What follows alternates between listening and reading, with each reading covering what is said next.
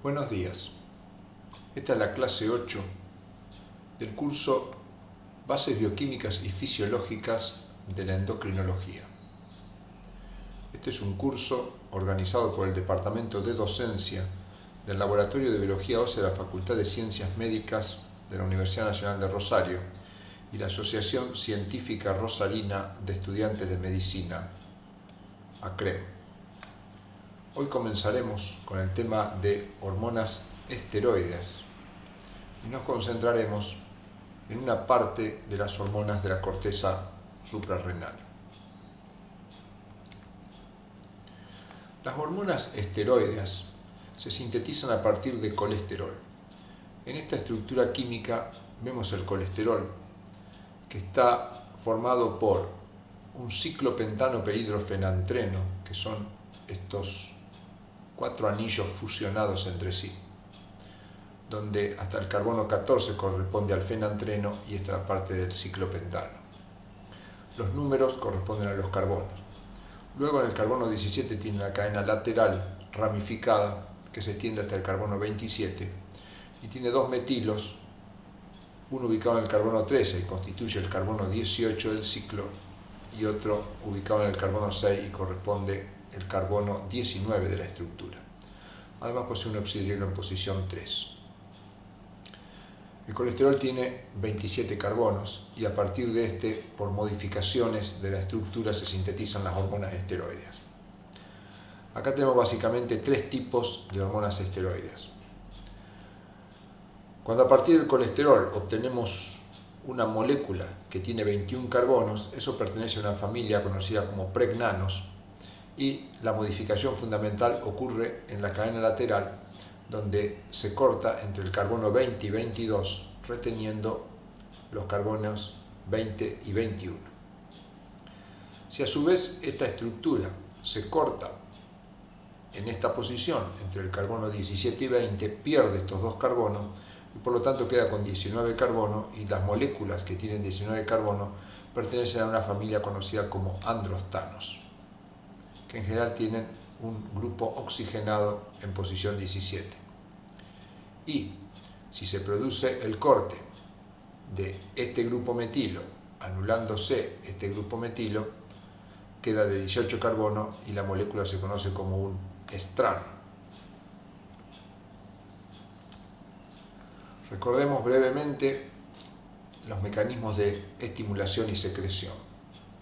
El hipotálamo produce entre todas sus hormonas liberadoras e inhibitorias 2 hormonas que ya hemos estudiado, que son la hormona liberadora de gonadotrofina y la hormona liberadora de corticotropina. Estas actúan sobre la hipófisis, sobre células gonadotropas y corticotropas, que poseen receptores específicos para estas hormonas liberadoras. Entonces en la adenopófisis se produce la liberación de las gonadotropinas, hormona luteinizante y folículo estimulante, y la hormona adenocorticotropina o ACTH. LH y FSH actúan básicamente sobre el ovario y testículo y estimulan la secreción de estrógenos, andrógenos y progesterona, que van a actuar sobre los tejidos blancos y por supuesto tendrán mecanismos de retroalimentación negativa. La acción de ACTH sobre corteza suprarrenal estimula la producción de glucocorticoides y andrógenos suprarrenales que actúan sobre los tejidos blancos. La corteza suprarrenal tiene 3 partes: la zona fascicular y reticular, que produce estos corticoides, y la zona glomerular, que produce mineralocorticoides y que actúa sobre los tejidos blancos. La zona glomerular de la corteza suprarrenal está bajo la acción no tanto de la hipófisis, sino del sistema renina-angiotensina, que regula a través de hormonas que se liberan del riñón la producción de los mineralocorticoides. Veamos simplificadamente la síntesis y el destino del colesterol. El colesterol, como dijimos, es un esteroide, que acá tenemos, que es precursor de las hormonas que estudiaremos, y se sintetiza a partir de acetil-CoA. El acetil-CoA sufre un proceso de condensación. 3 moléculas de acetil-CoA generan una molécula conocida como hidroximetilglutaryl-CoA o HMG-CoA, que es una encrucijada metabólica a partir de la cual se sintetizará el colesterol o cuerpos cetónicos. El hidroximetilglutaryl-CoA, por acción de la hidroximetilglutaryl-CoA reductasa, dependiente de NADPH, forma ácido mevalónico, que es un compuesto que por condensación sucesiva, primero fosforilación y luego condensación, termina generando estructuras terpénicas conocidas como geranilpirofosfato. El geranilpirofosfato es muy importante porque se puede transformar en geranil-geranilo y participa en la prenilación de proteínas, la prenilación de proteínas permite que estas proteínas se unan al lado interno de la membrana, cosa que ocurre con algunas subunidades de las proteínas G trimérica de los receptores de 7 dominios transmembrana y la proteína RAS, entre otras. Pero el geranilpirofosfato puede ser también modificado y condensado para una serie de pasos terminar en colesterol. El colesterol tiene diferentes utilidades. A nosotros nos ocupa en este momento la síntesis de las hormonas esteroides, pero también el colesterol es utilizado como constituyente de las membranas y es el precursor de los metabolitos inactivos y activos de la vitamina D, que veremos cuando estudiamos metabolismo fosfocálcico. Por otro lado, el colesterol puede dar ácidos biliares que no nos ocupan en este caso, pero sí pueden generar hormonas. Ya veremos más en detalle, pero brevemente el colesterol primero sufre una modificación transformándose en progesterona. Y luego de transformarse en progesterona puede seguir diferentes caminos.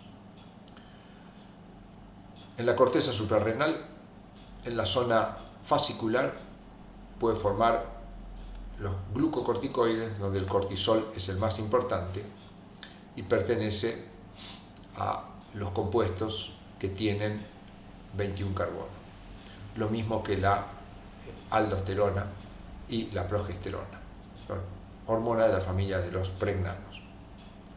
En la zona reticular de la corteza suprarrenal puede transformarse en dehidroepiandrosterona, que como podemos ver ha perdido estos carbonos y se transformó en un androstano, que puede dar origen a testosterona, y este a su vez en ovario y testículo puede generar estradiol, que es un estrano.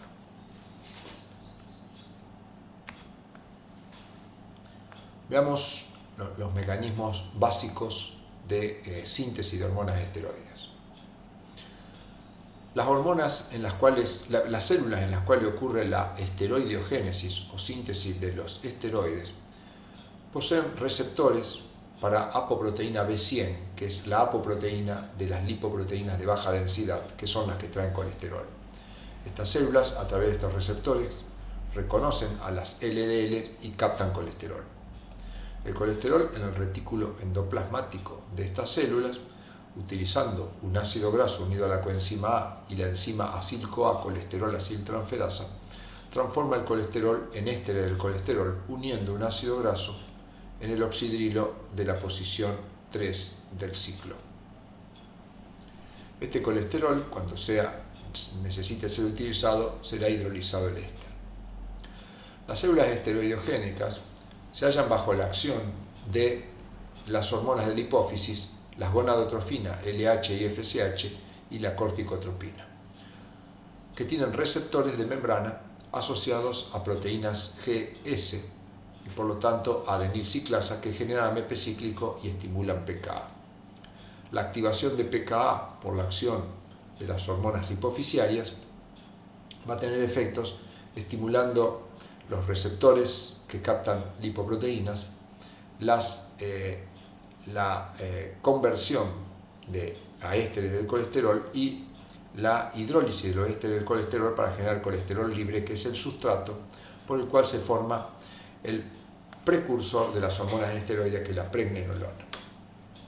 Entonces, de esta manera, ante la acción de las hormonas hipofisiarias, se pone en marcha la esteroideogénesis, generándose pregnenolona que luego en el citoplasma, en el citosol, sufre numerosas transformaciones, generando la hormona esteroidea correspondiente a la célula que estemos analizando. Estas hormonas son volcadas a sangre y por su estructura lipídica viajan unida a proteínas ligadoras de esteroides, debido a su baja solubilidad. Veamos la síntesis de las hormonas esteroides, concentrándonos en esta clase en los mineralocorticoides. Acá vemos brevemente un esquema con la síntesis de todas las hormonas esteroides. El colesterol, por acción de la 20-22 desmolasa, se transforma primero en pregnenolona y luego por la acción de dos enzimas, que son la 3-hidroxiesteroide deshidrogenasa y la 4,5 isomerasa, forma progesterona. A partir de la pregnenolona o progesterona se pueden derivar otras vías que van a dar origen a los andrógenos como la testosterona y la dehidrotestosterona y a los andrógenos suprarrenales como la dehidroepiandrosterona y androstenediona. También por hidroxilación y luego pueden generar cortisol, que son los glucocorticoides. Pero nos ocuparemos en esta situación la progesterona cuando da origen a la aldosterona. Para formar aldosterona existen procesos de hidroxilación, primero en el carbono 21, catalizado por la 21-hidroxilasa, que genera 11-desoxicorticosterona. Luego la 11-hidroxilasa coloca un oxidrilo y genera la corticosterona, que con la enzima corticosteroide metiloxidasa forma 18-hidroxicorticosterona, que por acción de una deshidrogenasa forma aldosterona. Como podemos ver, la síntesis de las hormonas esteroides participa en una gran cantidad de hidroxilasas que lo que hacen es colocar oxidrilos en diferentes posiciones del ciclopentano perhidrofenantreno. Las hidroxilasas son enzimas que habitualmente las encontramos abreviadas con las letras C y P y seguidas de un número. Estas enzimas lo que hacen es toman un sustrato, como por ejemplo un esteroide, y en presencia de oxígeno y de NADPH le colocan un oxidrilo generando agua. Las hidroxilasas, por lo tanto, utilizan NADPH. Por esta razón, en general, los tejidos que realizan esteroidiogénesis también tienen actividad debida a las pentosas. El NADPH cede sus hidrógenos al FAD, que es un grupo prostético de la hidroxilasa, que se transforma en FADH, y luego este FADH cede hidrógenos al sustrato y al oxígeno para formar agua, y los electrones a una proteína que se conoce como adrenoxina, que al reducirse transporta los electrones hacia el sustrato para la formación del grupo oxidrilo y del agua. Acá vemos el mismo proceso de síntesis de hormonas esteroides, pero con las estructuras químicas. Acá tenemos el éster del colesterol, que primero se transforma en colesterol, luego la 20-22 desmolasa produce, como vemos acá, el corte en esta posición, generando pregnenolona. Luego una enzima, la 3-hidroxiesteroide deshidrogenasa y la 4-isomerasa, lo que hacen es extraerle un hidrógeno de esta posición y generando un cambio de posición del doble enlace que estaba entre los carbonos 5 y 6, ahora a los carbonos 4 y 5, generando progesterona. La 11-hidroxilasa, como podemos ver, coloca un oxidrilo en esta posición, generando la 11-desoxicorticosterona. La 11-hidroxilasa coloca un oxidrilo en la posición 11, que es esta, que podemos ver acá.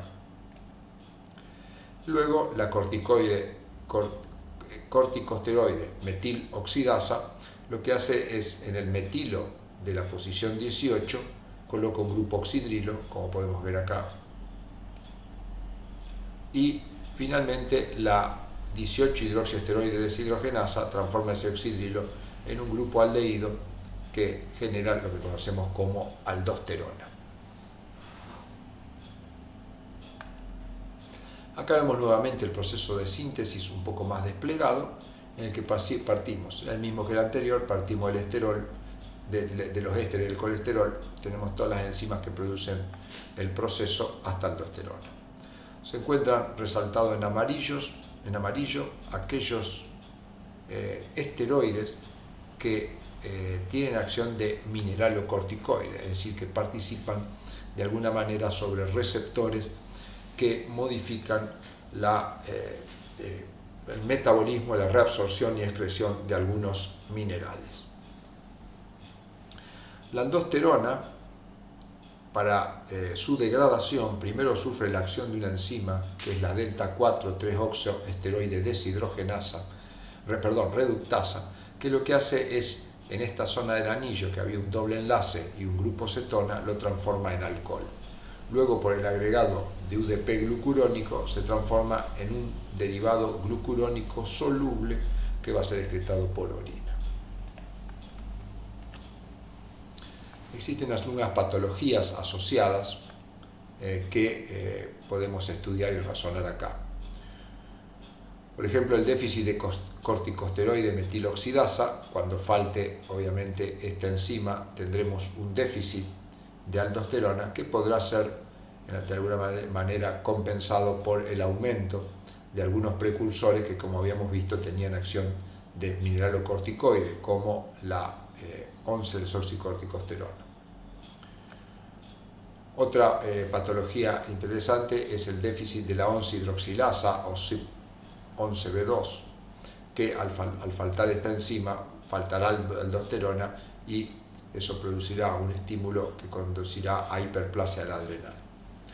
Una patología más interesante radica sobre la misma enzima, que consiste en un reordenamiento génico en el cual se genera un gen que tiene el promotor de la CYP11B1, que la CYP11B1 es una enzima que participa en la vía de síntesis del cortisol y que es estimulada por ACTH, cosa que no es la CYP11B2.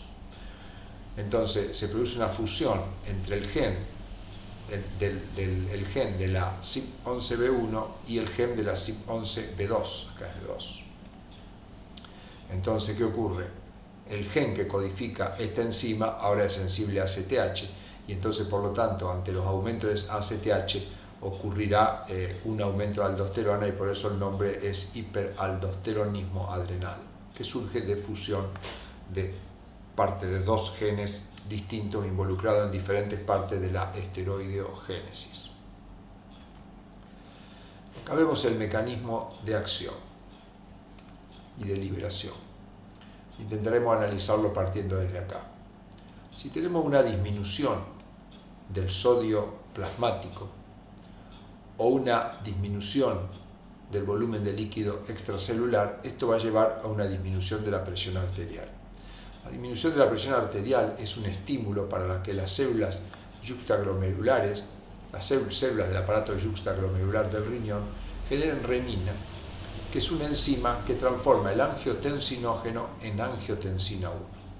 El angiotensinógeno es una proteína producida por el hígado y la acción de la renina la fragmenta generando un péptido, un oligopéptido, conocido como angiotensina 1. Que luego, por acción de la enzima convertidora de angiotensina, genera angiotensina 2. La angiotensina 2, que se liberó como respuesta de toda esta cascada a disminución de la presión arterial, tiene diversas funciones.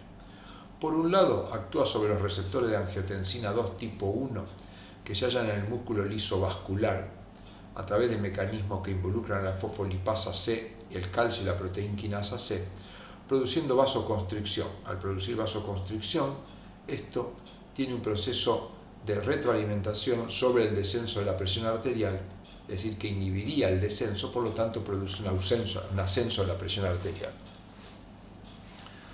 Por otro lado, la angiotensina 2 también va a actuar sobre los receptores de angiotensina 2 tipo 1 que se hallan en la zona glomerular de la corteza suprarrenal, que, como ya vimos, actúan por proteinquinasa C, estimulando la secreción de aldosterona. La secreción de aldosterona tiene receptores intracelulares en el túbulo renal que estimulan el funcionamiento de canales de sodio y de la sodio-potasio ATPasa, que conduce a un aumento en la reabsorción de sodio, y al aumentar la reabsorción de sodio lo que hacemos es contrarrestar el descenso de la presión arterial y, por supuesto, por otro lado, poner freno a la producción de renina que había desencadenado todo el proceso. Pero básicamente este aumento de la concentración de sodio se opone a una de las causas originales, que fue su liberación. Por otro lado, ante el descenso de la presión arterial se liberó renina y se produjo angiotensina 1. La enzima convertidora de angiotensina también tiene una acción de inactivar un mediador conocido como bradiquinina. La bradiquinina es un mediador que produce vasodilatación y por lo tanto estimula la caída de la presión arterial. Es decir, que ante descenso de la presión arterial se va a producir un consumo de bradiquinina para que el descenso no sea aún mayor. Volviendo al efecto de la producción de aldosterona como consecuencia de toda la cascada inducida por el descenso de la presión arterial, esta aldosterona, además de aumentar la reabsorción de sodio, aumenta la excreción de potasio, con lo cual se produce un descenso de potasio.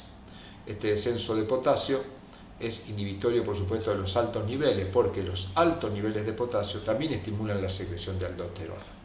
Así que la secreción de aldosterona básicamente podríamos decir que viene estimulada tanto por el descenso de la presión arterial, con el objetivo de reabsorber sodio y aumentar la presión arterial y producir vasoconstricción y aumentar la presión arterial, pero también la aldosterona puede ser estimulado por aumentos de potasio, que obviamente al liberarse aldosterona produce excreción de potasio y disminución del mismo. Este sistema renina-angiotensina obviamente está involucrado en el control de la presión arterial y es un blanco de acción para drogas en los cuales exista hipertensión. Dentro de las drogas que se utilizan en el control de la presión arterial, tenemos los inhibidores competitivos de la enzima convertidora, que en general son moléculas cuyo nombre termina en pril y cuya estructura básica tenemos acá. Cambian en qué grupo se adiciona en este sector de la molécula. Si tenemos adicionado 2-metilo y un grupo sulfidrilo, tenemos el captopril, y si tenemos una estructura bastante más compleja, como podemos ver acá con anillo aromático y uniones éster, tenemos el enalapril. El enalapril es una prodroga que se administra y sufre metabolización hepática generando el enalaprilat, que es más activa y que se produce por la acción de una esterasa que rompe este enlace, generando una molécula algo más sencilla. Otra droga utilizada con la misma acción son los antagonistas de receptores de angiotensina 2, que son moléculas cuyo nombre termina en sartán. Su estructura básica es esta: son dos anillos aromáticos unidos entre sí con un nitrógeno y un grupo R. Acá vemos la estructura más compleja, donde el anillo aromático tiene un anillo con múltiples átomos de nitrógeno y acá un grupo imidazol con una cadena carbonada. Este es el losartán, es utilizado para el tratamiento de la presión, de la hipertensión. Volviendo al esquema anterior, acá vemos los mecanismos de acción.